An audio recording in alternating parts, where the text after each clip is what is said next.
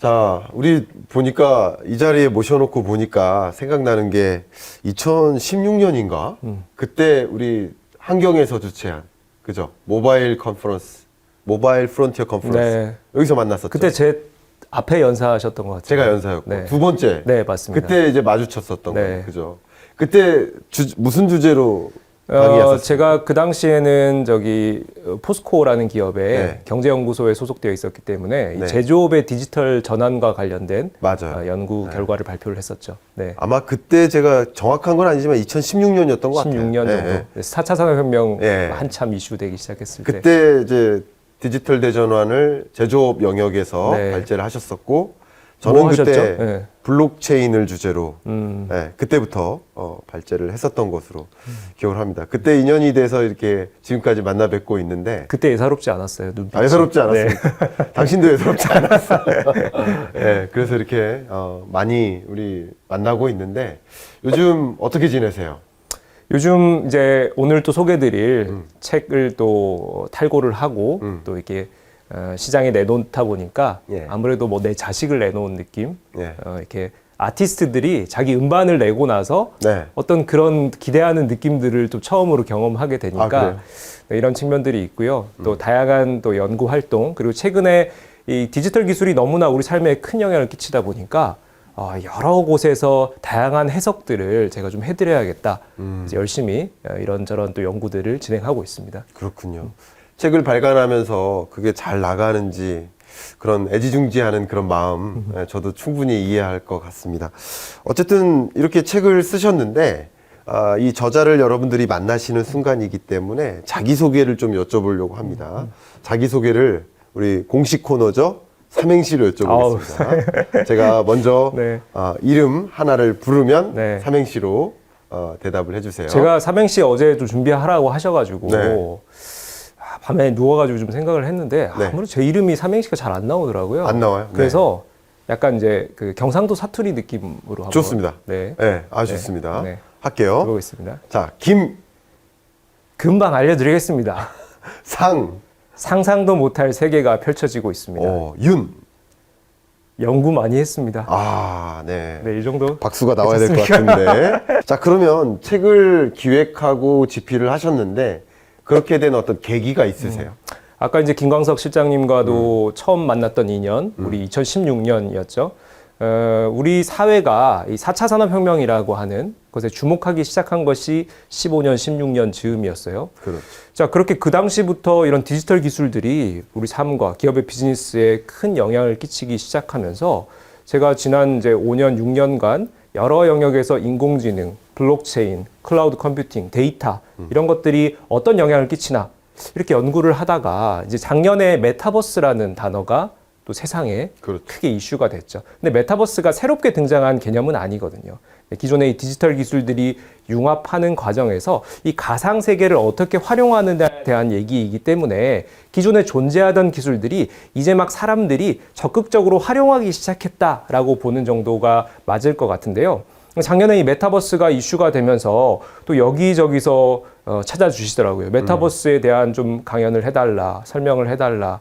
그래서 제가 이제 여러 기술들과 이 디지털 대전환 흐름 속에서 메타버스가 우리 삶에, 우리 기업 비즈니스에 어떤 영향을 끼치는지 강연을 잘 작년에 한 100여 차례 이상 진행을 했습니다. 네. 제가 이렇게 강연을 진행하는 동안 네. 제가 기술 얘기를 하는데 질문들이 다른 질문들이 나오더라고요. 이 대중분들이 궁금해하시는 게 이 메타버스가 무엇입니까? 인공지능이 무엇입니까? 어떤 영향이 있습니까? 이런 것보다 혹시 교수님 암호화폐 투자하세요? 아니면 혹시 교수님 NFT 앞으로 전망 어떻게 보시나요? 이런 어떤 자산, 가상 자산에 대한 투자 얘기를 자꾸 물어보시더라고요. 그래서 제가 이게 오늘 제가 기술을 말씀드리는 자리이기 때문에 뭐 간략하게만 답드리겠다 해서 제 의견을 전달을 드렸는데 아무래도 이런 질문을 많이 받다 보니까 다른 생각을 하게 되더라고요. 저분들이 궁금해하시는 이유가 지난 몇십 년간을 봤을 때 우리 기술들이 우리 삶이나 기업 비즈니스가 아니라 우리 지갑 경제에 이렇게까지 영향을 끼친 적이 있었나? 새삼 그걸 다시 한번 되새기게 되더라고요. 그래서 사람들이 결국은 우리가 이 기술을 알아야 내가 새로운 부의 창출 수단을 이해하고 여기서 생기는 새로운 기회들을 나의 어떤 자산의 어떤 축적이라든지 혹은 내 어떤 그 지갑을 좀 더 윤택하게 할 수 있는 이런 부분에 활용할 수 있겠다. 이런 측면들에서 궁금해 하시는 거라고 제가 생각을 하고, 그럼 기술 얘기만 드릴 것이 아니라 지금 이런 가상자산, 우리 암호화폐라고 하는 혹은 NFT라고 하는 혹은 가상부동산이라고 하든 이런 시장들이 어떻게 형성되고 있고 전 세계에 이를 선도하는 기업이나 혹은 선도한 투자자들은 어떻게 이것을 활용하고 있는지를 좀 낱낱이 팩트를 알려드려야겠다. 이를 통해서 본인들의 어떤 그 의사결정에 활용할 수 있게 좀 해석을 해드려야 되겠다. 이런 차원에서 책을 집필하게 되었습니다.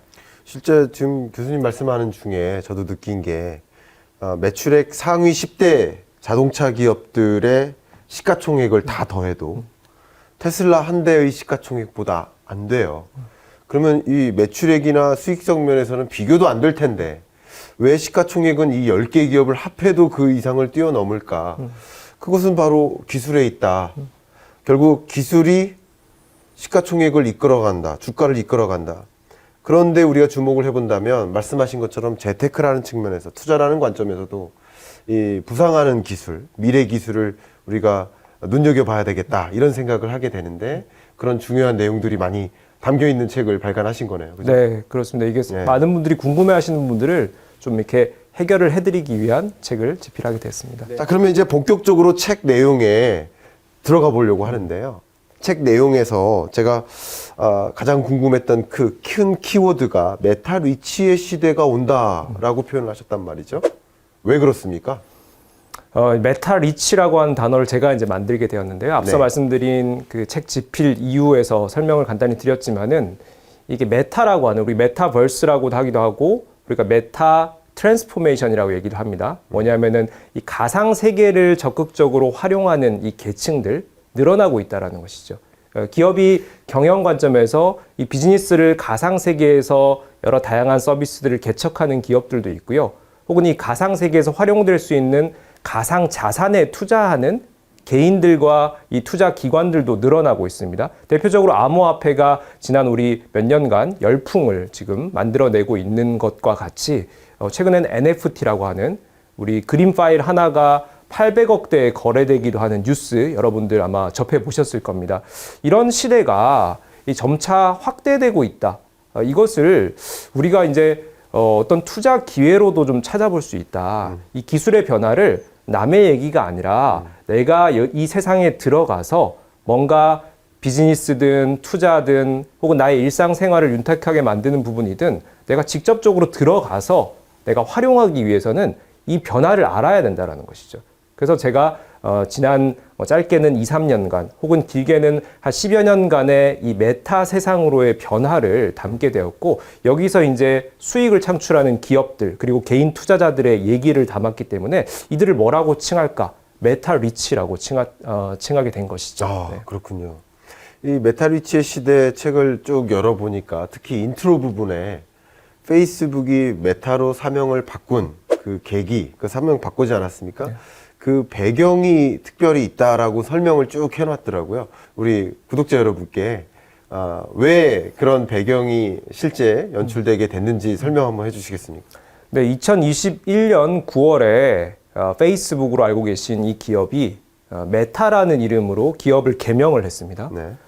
그 당시에 이제 많은 얘기들이 있었어요. 먼저 부정적인 해석을 하는 얘기부터 좀 해드리면은 네. 대표적으로 이 워싱턴 포스트가 지적을 했어요. 이 페이스북 파일이라고 하는 이 대대적인 기획 어떤 기사를 실으면서 이 페이스북이 메타로 바꾼 이유는 이 페이스북이 지금까지 최근 들어서 특히나 받고 있던 다양한 비판을 정면 돌파하기 위함이다. 비판이 어떤 게 있었냐면요. 페이스북이 갖고 있는 인스타그램이라든지 페이스북이라는 플랫폼이 있죠. 이 플랫폼에서 다양한 형태의 수익적인 이 모델들이 서비스들이 구축되면서 사람들로 하여금 너무나 외모 비교라든지 혹은 어떤 이 내 자산에 대한 자랑이나 이런 부정적인 것들이 작용을 하면서 특히나 우리 여중생으로 대표되는 10대 여학생들이 많이 쓰고 있는 인스타그램에 이를 이용해서 내가 이런 자랑을 해야 되는데 다른 사람과 비교받는 그게 이제 싫어가지고 뭐 자살 충동을 느끼거나 심리적으로 영향을 받거나 이런 것들이 내부적으로 보고가 된 거예요. 네, 그런데 이 SNS 플랫폼들의 이런 부정적인 면들이 내부적으로도 보고되기 시작하면서 이제 외부에 슬슬 알려지기 시작한 거예요. 그래서 이것을 투자자들이 알면서 향후에 이제 인스타그램이나 페이스북과 같은 이 SNS 플랫폼들이 이 지속 가능성이 없어질 것이다. 그래서 우리가 수익 모델을 잃을 수도 있다라는 우려를 가진 나머지 이 메타로 개명하면서 한번 대전환을 해보자. 이런 측면으로도 부정적으로 해석하는 분들도 있습니다. 네. 자, 근데 요건 일부의 의견이고요. 나머지 이제 긍정적인 부분들이 많죠. 이 메타라고 하는 기업이 지금 현재 추구하고 있는 새로운 차원의 비즈니스들은 이 가상 공간을 활용한 것들이 많아요. 네. 메타버스의 세계죠. 네. 대표적으로 이 메타가 주창하고 있는 다양한 혁신적인 어떤 새로운 플랫폼들은 우리가 예를 들면은 재택근무, 원격 근무를 하는 것이 아니라 가상 공간에 들어가서 가상 공간에서 근무를 하는 거예요. 그럼 사람들끼리 예를 들면 뉴욕에 서울에 떨어져 있는 같은 회사의 이 지사 이 사람들끼리 가상 공간에 들어와서 회의도 하고 업무도 하는 거죠. 그리고 또 하나는 이 기존의 이 플랫폼들을 이용해서 이 가상 공간에서 활용할 수 있는 다양한 컨텐츠를 개발하는 데 투자를 하고 있습니다. 또 대표적으로 이 컨텐츠를 활용하기 위한 이 디바이스, VR 기기가 있죠. 이 오큘러스라고 하는 업체를 2017년도에 이제 이 메타가 인수를 했습니다. 그래서 최근에 이 VR 기기 시장에서 메타가 세계 점유율 1위를 차지하고 있거든요. 그래서 이렇게 VR, 즉 가상 세계를 활용하는 기기, 컨텐츠, 플랫폼, 이 모든 영역을 다 장악해 나가겠다. 즉 메타 세상으로서 우리가 주도하고자 하는 어떤 바람을 담은 어떤 기업 명칭의 변경이다. 이렇게 보시면 될 것 같고요. 그래서 이제 이를 이제 메타로 기업명을 바꾸고 나서 저커버그가 선언을 했습니다. 이제 메타버스 세상은 페이스북이 아닌 메타가 주도하겠다. 이렇게 선언을 함으로써 이제는 가상 세계를 자신들의 비즈니스를 전환하는 것에 활용하는 측면에서 이제 강조를 하는 것이다. 이렇게 볼 수가 있겠죠. 네, 그 말씀 중에 두 가지로 좀 요약이 되는 것 같습니다. 기존에 페이스북이 갖고 있던 부정적인 이미지 그런 것을 좀 탈피해 보고자 하는 그런 의도도 하나 있을 것 같고, 또 한 가지는 이 메타버스 산업을 우리가 리드해 나가겠다라는 그 포부가 배경이 된 게 아닌가. 네. 말씀이 그렇게 요약이 되는 것 같아요. 그리고 또 앞부분에 강조하신 게 지금 현재 웹 3.0 시대가 왔다 혹은 올 것이다 이런 식으로 말씀을 하시더라고요. 웹 3.0 시대를 어떻게 실례지만 정의하시나요? 웹 3.0은 딱 세 가지 키워드로 말씀드릴 수 있어요. 탈중앙화, 네. 그다음에 개인화, 지능화, 요 세 가지로 말씀드릴 수 있는데요. 좀 추상적이죠. 네. 웹3가 웹 3.0이라고 하기도 하고 웹3라고 하기도 하는데 주로 이제 개발자들이 현 시대를 일컫는 용어이긴 합니다. 그럼 왜 이렇게 탈중앙화, 지능화, 초개인화라는 컨셉이 나오느냐? 웹 3.0이라고 얘기를 드리려면은 당연히 이제 웹 1.0, 2.0의 시기가 있겠죠. 네. 1.0, 2.0부터 좀 말씀을 드리면은 웹 1.0의 시대는 우리 웹이라고 하는 인터넷을 처음 사용하던 시기를 말합니다. 그리고 1990년대를 떠올려 볼 수 있는데요.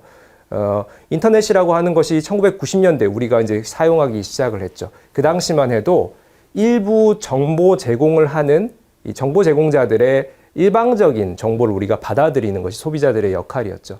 그러다 보니까 내가 그 안에서 활동하는 것이 제약이 되고 얻을 수 있는 정보도 제약이 됐습니다. 예를 들면 몇몇 사이트에 들어가서 그들이 올려놓은 정보를 무비판적으로 수용하는 정도가 웹 1.0 시대의 특징이었죠. 바로 이 공급자 중심적인 일방향적인 소통 시대였다. 자, 웹 2.0의 시대는요, 우리 스마트폰이 탄생한 2007년 전후의 시대를 웹 2.0이라고 얘기합니다.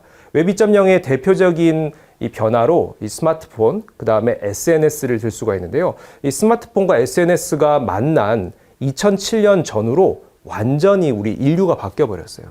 대표적으로 소통 방식이 바뀌었죠. 우리가 오프라인으로 사람 대 사람 소통하던 것을 이제 온라인 공간에서 자유롭게 소통할 수 있어요. SNS라는 플랫폼을 이용해서요. 그리고요, 우리가 스마트폰을 들고 다니는 이 자체가 나의 어떤 삶의 일거수일투족을 인터넷 세상의 데이터로 전환할 수 있는 대표적인 수단이 된 것이죠. 자, 그래서 스마트폰과 이 SNS가 결합이 되면서 웹 1.0 시대의 특성이었던 공급자가 일방향적으로 정보를 제공해 주는 것이 아니라 우리끼리 소통하는 시대가 된 거예요. 김광석 실장님과 제가 SNS 소통합니다. 공급자는 전혀 영향을 끼치지 않아요. 그냥 그 공간, 플랫폼이라고 하는 SNS라고 하는 공간만 제공하죠. 그리고 우리가 스마트폰을 이용해서 내가 데이터를 생산합니다. 내가 아침에 몇 시에 눈을 뜨고 물건을 어떤 걸 구매하고 뭐 햄버거를 사 먹고 커피를 사 먹고 이런 것들이 스마트폰에 기록이 남죠. 물론 나의 동의하에. 그럼 이 데이터를 생산한 사람도 나고 그다음에 내가 이 데이터를 삭제하거나 기업들이 활용할 수 있게 허락도 해줄 수가 있죠. 즉 데이터의 생산과 소비와 이 권한 자체가 개인에게 많이 분산되기 시작한 것이 이 웹 2.0 시대입니다.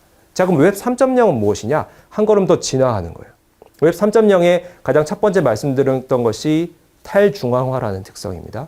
이 탈중앙화는 바로 웹 2.0의 이 플랫폼 기반 그리고 이 스마트폰 디바이스 기반을 넘어서 가지고요. 이 모든 영역에서 개인들이 권한을 갖기 시작합니다.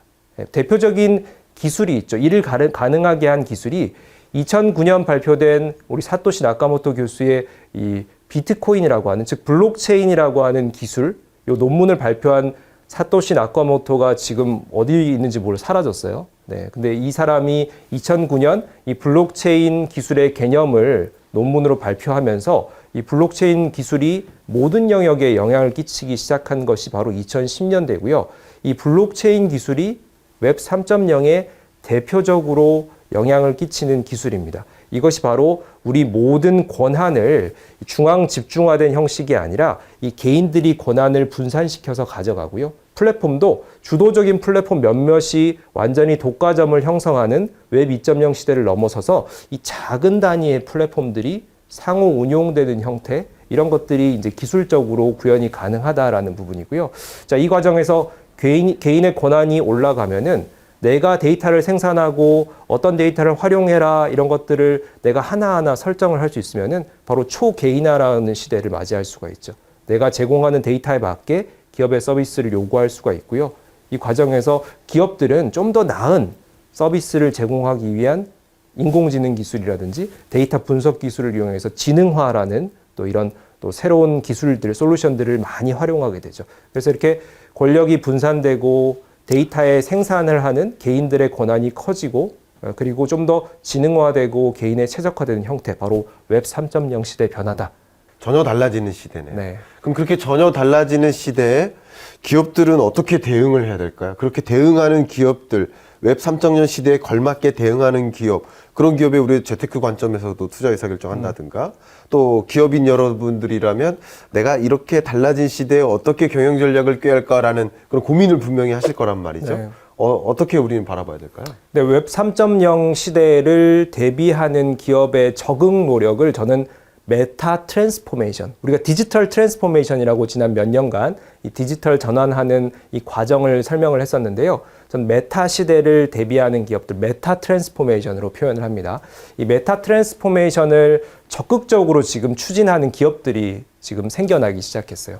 앞서 말씀드린 대표적인 기업이 이제 페이스북, 메타라는 기업이고요. 네. 또 다른 사례를 말씀드리면은 마이크로소프트라는 기업이 있습니다. 네. 마이크로소프트도 웹 2.0, 웹 1.0 시대에 대박이 난 기업이죠. 우리 대표적으로 윈도우라고 하는 우리 운영 체제가 있고요. 그리고 마이크로소프트 오피스라고 하는 우리 워드라든지 파워포인트, 아마 지난 몇십 년간 이 오피스 영역을 거의 독점적으로 영향을 끼친 이런 소프트웨어들을 갖고 있는 기업이죠. 바로 이 플랫폼 기업, 즉 웹 2.0 시대에 어떤 그 혜택을 얻은 기업입니다. 근데 마이크로소프트가요, 최근에 이 새롭게 투자하고 있는 영역은 완전히 컨셉을 달리하고 있어요. 대표적인 사례 말씀드릴게요. 얼마 전에 마이크로소프트 한 연구원이 이런 연구 지금 진행 상황을 발표한 적이 있어요. 뭐냐면은 데이터 협동조합이라고 하는 모델이에요. 이게 뭐냐? 사람들이 웹 3.0 시대에 개인들의 이 데이터 생산과 활용 권한들이 높아지기 때문에 우리 기업들이 모든 데이터를 다 가지고 컨트롤할 수가 없다. 개인들에게 권한을 분산시켜 줘야 할 수밖에 없다라는 측면에서 이렇게 데이터들의 권한을 분산시키는 형태로 내부적으로 새로운 비즈니스를 준비하고 있는 것으로 알고 있습니다. 네. 그러면 정말 이 책을 통해서 메타 트랜스포메이션 어떻게 해야 되는지 그런 좀 해안도 찾아보고 인사이트를 구해보는 그런 시간이 있으면 어떨까 그런 생각이 좀 듭니다. 좀 본격적으로 이야기를 좀 진입해 보려고 하는데요. 이 책을 쭉 보니까 크게 5가지 미래를 바꿀 핵심 기술을 좀 정리하시는 느낌이 좀 들었습니다. 그 미래를 이끌어 나가는 핵심 기술 첫 번째가 지금까지 계속 강조하셨던 메타버스예요. 근데 지금 메타버스 얘기를 하시면서 가상 세계가 현실 세계로 들어오고 있다라는 표현을 하셨어요. 좀 인상적이었거든요. 왜 이런 표현을 하셨는지 설명해 주실래요? 이 작년 한 해 이제 메타버스를 궁금해하시는 분들이 많으신데 네. 대부분 가진 이제 그 의견들이 다 다릅니다. 그리고 메타버스를 연구하는 저조차도 이 메타버스를 다양하게 해석할 수가 있어요. 네. 대표적으로 메타버스를 이해하고 계신 게 우리 주로 게임과 같은 상황이죠. 제페토나 로블록스 같이 나의 아바타가 돌아다니는 이 게임과 같은 공간을 메타버스로 이해하고 계세요. 자, 그런데 이 게임이나 엔터 업계에서는 아바타가 돌아다니는 공간을 메타버스라고 표현할 수 있고 관련된 플랫폼이나 서비스들이 나오고는 있는데 다른 업종에 기존 전통 업종에서는 아바타가 반드시 돌아다니는 것이 메타버스인가 여기에 대한 의문들이 있다는 거죠. 그렇죠. 근데 저는 그게 아니다라고 말씀을 드리고 싶은데요. 바로 메타버스에 관련된 기술들, 뭐 VR이나 AR이나 혹은 이런 또 디지털 자아, 즉 아바타를 활용한 다양한 서비스들이 이제는 각기 다른 형태로 진화 발전하고 있다라는 것이고요. 그래서 제가 이 책에서도 이 가상 공간이 현실 세계로 들어오고 있다라고 말씀드린 게 예를 들면 제조업에서 제조 현장에 우리가 현실 세계의 작업자가 눈으로 설비를 바라보는 것이 아니라 AR과 VR을 끼고 이 가상 세계에 어떤 도움을 얻는 거죠. 여기서 표출되는 데이터들 그리고 가상 공간에서 이 시뮬레이션이나 다양한 어떤 연구 개발이 이용되는 것을 현실 세계랑 접목해서 보는 거죠. 그렇군요. 그러면 내가 현실에 부족한 것을 가상 세계의 데이터나 혹은 이 공간을 통해서 얻을 수가 있고 혹은 또 현실 세계에서 채워야 할 것들은 그대로 가져갈 수가 있다. 그래서 가상 세계가 현실로 들어오고 있다. 그래서 좀 더 확장된 개념으로 좀 설명을 드리고 있습니다. 메타버스 기술을 이용해서 가상 세계에서의 경험을 현실에서 경험하는 것처럼 느끼게 만들어주는 경험을 좀 극대화시키는 그런 개념일 것 같아요. 두 번째 이야기가 바로 암호화폐인데요. 암호화폐 투자하고 계시잖아요. 네, 저도 일부 하고 있습니다. 네, 암호화폐를 투자하는 3가지 자세를 제시했어요. 첫 번째 자세가 뭡니까? 암호화폐 이제 이 가상 자산에 투자하는 공격형 투자 유형 말씀드리고 싶은데 지난 한 3년간 암호화폐 시장이 형성됐어요. 네. 이게 여러 언론에서도 이슈가 되기도 했고 이게 가야 될 방향이냐, 뭐 부정적이다, 문제가 있다 이런 지적하시는 분들도 있고요. 근데 가만히 시장을 봤더니 계속 시장은 성장하고 있습니다. 네. 작년 한때 코스닥 거래액을 하루 총 거래액을 넘은 적도 있고요. 이렇게 현실은 암호화폐 투자자가 늘어나고 있다. 네, 그런 점에서 이 암호화폐를 적극적으로 투자의 어떤 대상으로 삼는 사람들 우리 주변에 약 10에서 20% 정도 존재합니다. 이런 분들을 저는 공격형 투자자다 이렇게 네. 좀 표현을 했고요. 네. 그리고 두 번째는 몽상형이라고 네. 표현했는데요. 나머지 80% 부류 중에 나도 이 NFT 암호화폐 투자하고 싶어 그리고 좀 관심 있어라고 하시면서 약간 주저하고 계신 분들. 이게 좀 뭐 리스키할 것 같은데 네. 이 기술을 내가 이해 못하고 투자해도 되냐? 어떻게 내가 투자를 시작하지? 이런 것들이 지식이 명확하지 않고 약간은 신중하다 보니까 언젠간 할 것 같은데 주저하고 계신 분들 약 40%. 나머지 40%는 아예 뭐 10년이 지나고 20년이 지나도 이런 새로운 변화에는 내가 리스크를 안고 투자하지 않겠다. 좀 이렇게 마음을 닫아둔 이 암호화폐 방어형, 가상자산 방어형 투자자 이렇게 세 부류로 저는 투자 대상 유형을 구분을 했습니다. 네. 그게 어떻게 보면 우리가 암호화폐를 투자하는 어떤 3가지 자세로서 내가 어떤 유형에 속하는가라는 것을 스스로 디파인하는 게 우선순위다라는 네, 것이죠. 네, 맞습니다. 그러면 지금 이 김삼임 교수님께서 제안해 주신 이 3가지 유형을 바탕으로 나는 어떤 유형인가를 디파인을 해야 되겠네요. 네. 디파인을 먼저 했다. 그 다음은 어떻게 대응을 해야 됩니까? 그래서 그럼 제가 공격형 투자자에 있다. 그럼 제가 책에서도 얘기를 해놨듯이 최근에 이 암호화폐는 변동폭이 큽니다. 네. 그러다 보니까 사실 상당한 재산을 잃으신 분도 있어요. 그렇죠. 대박을 내셔서 이 파이어족이라고 하는 내 직장을 은퇴하고 암호화폐로 수십억을 벌어서 새로운 삶을 사시는 분들도 있지만은 정말 주변에 많이 돈을 잃으신 분들도 있거든요. 그래서 이 공격형 성향에 계신 분들은 조금 더 조심스러운 투자, 다만 이 중장기적으로 가는 방향이라는 것에서 좀 안정적인 투자를 지향하실 필요가 있고요. 그렇죠. 나머지 이제 방어형과 몽상형에 계신 분들은 저는 이제 이렇게 생각합니다. 투자를 안 하셔도 돼요. 제가 투자를 권하는 책이 아닙니다. 제가 투자 전문가도 아니고요. 예, 그렇지만 최근 10년 사이에 벌어지고 있는 이 가상 세계, 이 가상 자산의 세계가 계속 확장되고 있는 이 팩트를 점검해 보시라는 거죠. 그리고 전 세계를 선도하는 기업가들, 그리고 대규모의 자산들이 가상 자산에 들어오고 있다라는 팩트를 이해하시고 나서 그렇지만 나의 성향이랑 맞지 않아 투자 안 하겠다 결정하셔도 됩니다. 근데 이 변화에 대해서 모르시고 투자에 대한 생각을 하시는 것은 이해하고 하시는 것과는 완전히 다르다는 거죠. 네. 그래서 이런 지식과 변화에 대한 이해를 먼저 하셔야 된다라는 측면이 바로 제 책의 의도입니다. 그렇군요.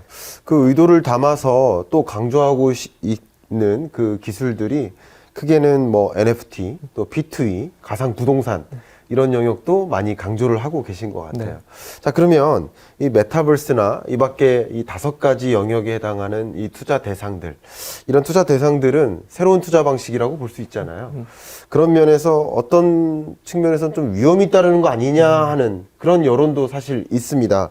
제가 오히려 이런 위험이 따르는 투자를 진행하게 되면 오히려 부의 양극화가 초래되는 거 아닌가. 위험수준이 높은 만큼 누군가는 크게 그리고 누군가는 완전히 쫄딱 망하는 이런 상반된 결과를 또 초래할 수도 있을 텐데 이런 날카로운 지적들을 종종 받으실 것 같은데 어떻게 생각하십니까? 부의 양극화 뭐 충분히 가능하죠. 왜냐하면은 이게 과거에도 이런 투자 시장에서 아무래도 내가 어떤 자본이 큰 자본을 갖고 있는 사람들이 좀 더 새로운 기회를 더 공격적으로 얻을 수가 있었죠. 그런 측면에서 물론 이 가상자산 시장에서도 이게 부정적으로 향후에 작용할 수도 있다. 뭐 이렇게 해석할 수도 있습니다.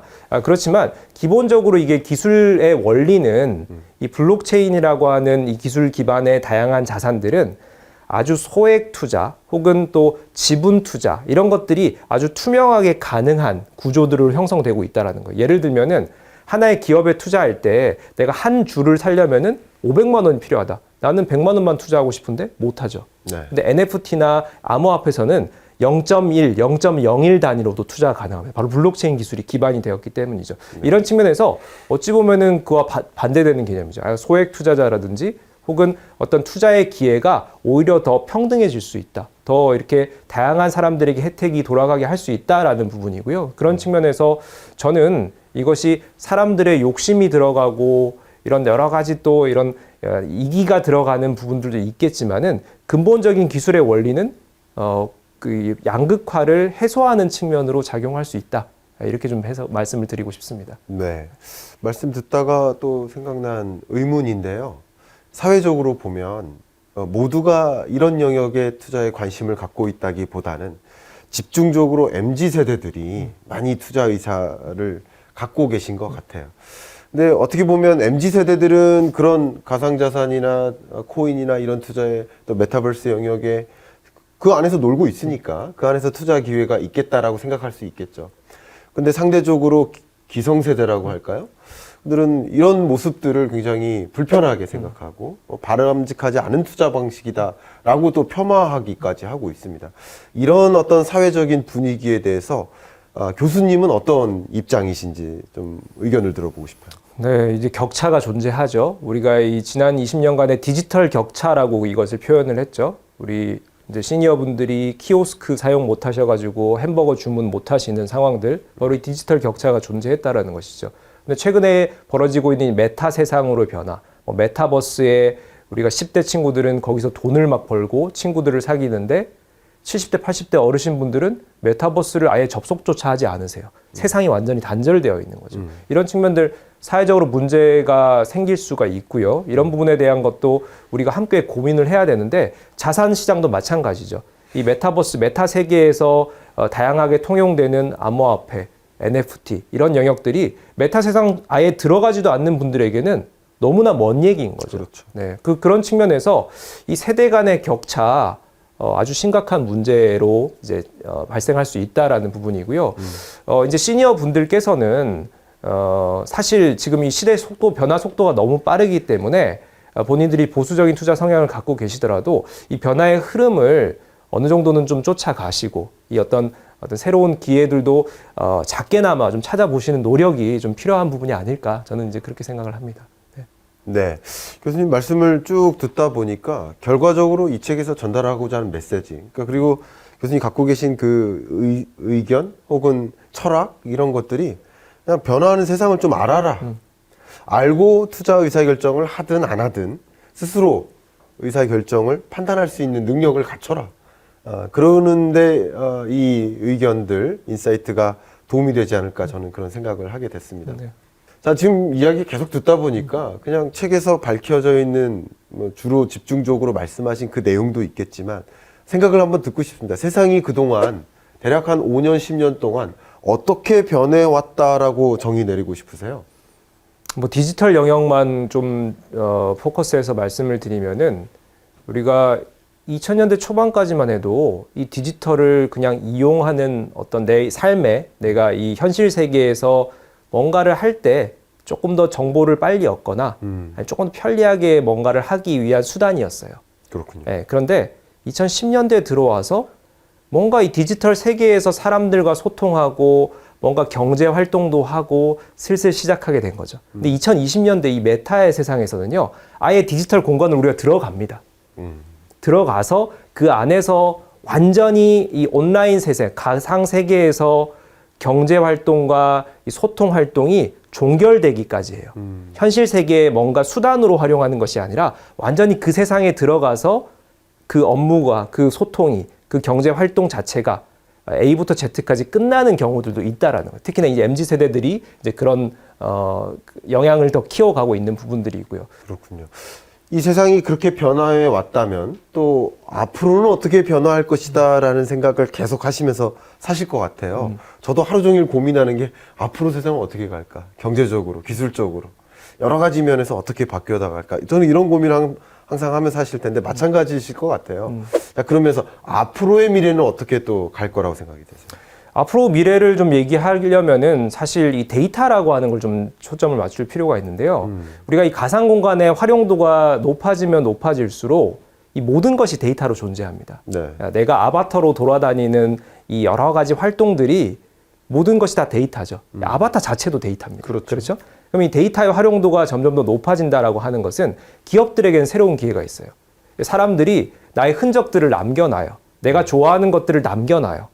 근데 기존의 지금 현실 세계에서는 일부만을 데이터로 수집을 했는데 이 가상 세계를 점점 더 활용하면은 모든 것이 데이터이기 때문에 데이터 활용 범위가 넓어진다는 측면, 기업들이 이것은 새로운 기회가 될 수가 있고요. 자, 개인의 입장에서는 내가 데이터를 이렇게 흩어놓고 다니는 과정에서 나의 다양한 것들이 유출될 수가 있죠. 그렇죠. 이것이 이제 긍정적인 부분은 나를 많이 알려주고 그에 관련된 혜택을 받는다라고 긍정적으로 볼 수가 있고요. 만약에 이를 어떤 정확하게 혹은 우리가 이제 이 데이터를 제대로 보호하지 못하고 이렇게 활용하시는 분들에게는 상당한 또 피해가 갈 수도 있습니다. 이런 측면에서 이 개인들이 가상 공간을 활용할 때 이 나의 데이터를 얼마나 소중히 다루고 이 데이터의 가치를 점점 더 어떤 높이는 차원에서 이 다양한 어떤 형태의 고민들이 필요하다라는 부분입니다.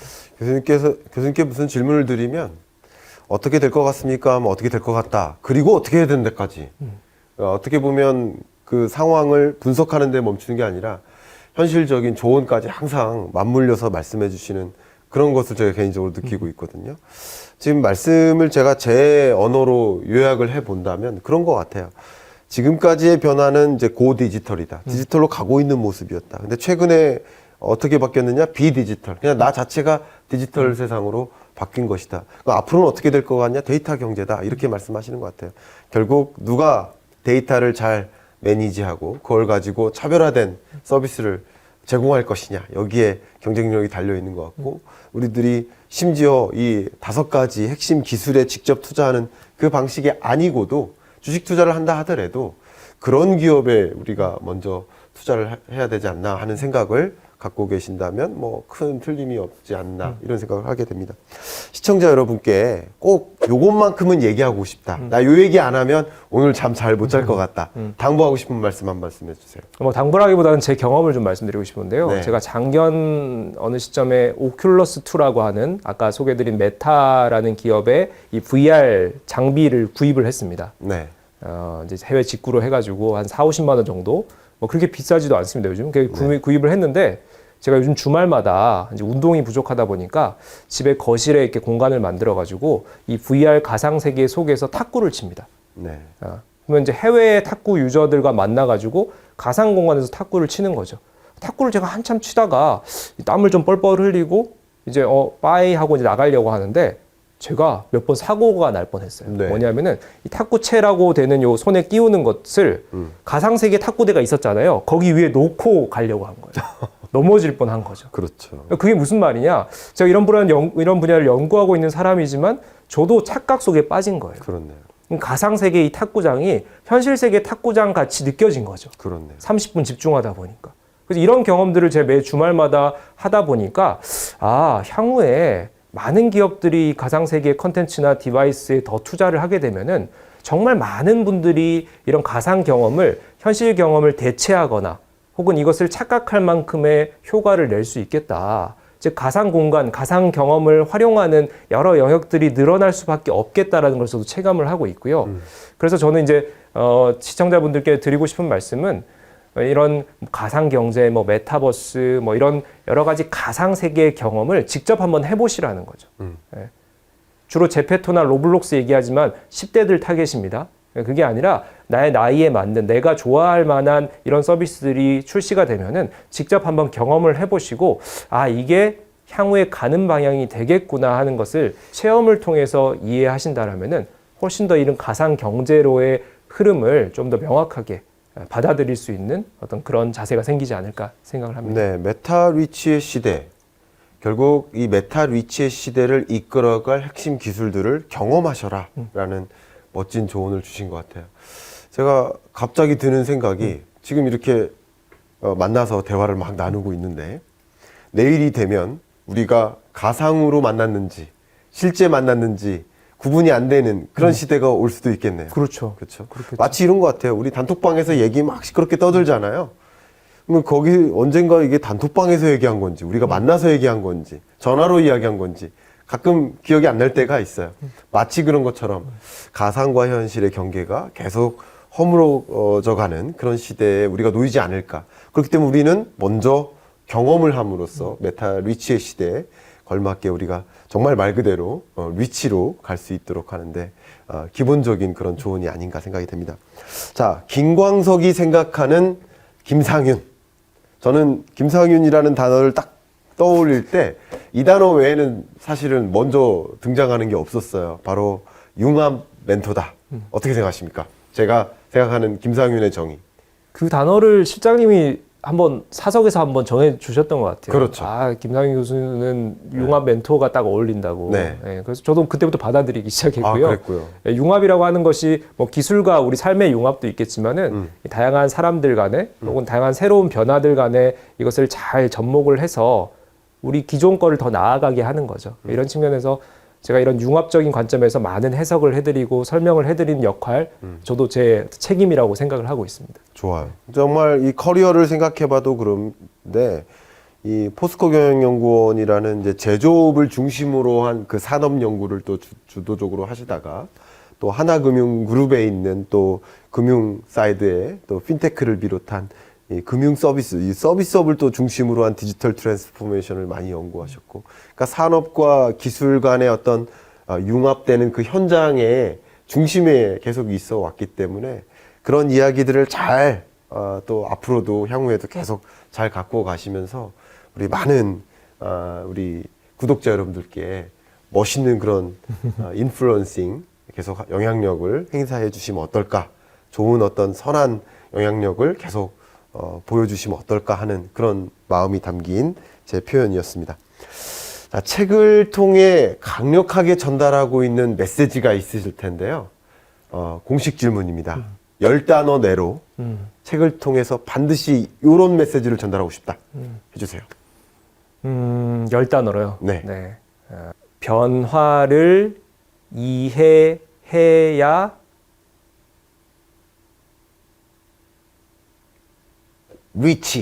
리치다. 네. 네. 됐네요. 여러분, 아유. 본서의 핵심적인 그 메시지는 변화를 이해해야 리치다. 네. 어떻게 보면 변화를 이해하지 못하면 리치할 수 없다라는 어떤 부정문도 내포하고 있지 않나 생각이 됩니다. 자, 이제 공식 질문 좀 드릴게요. 나에게 메타 리치란? 나에게 메타 리치란 나도 되고 싶은 것. 나도 되고 싶은 것. 왜 그렇게 표현하시나요?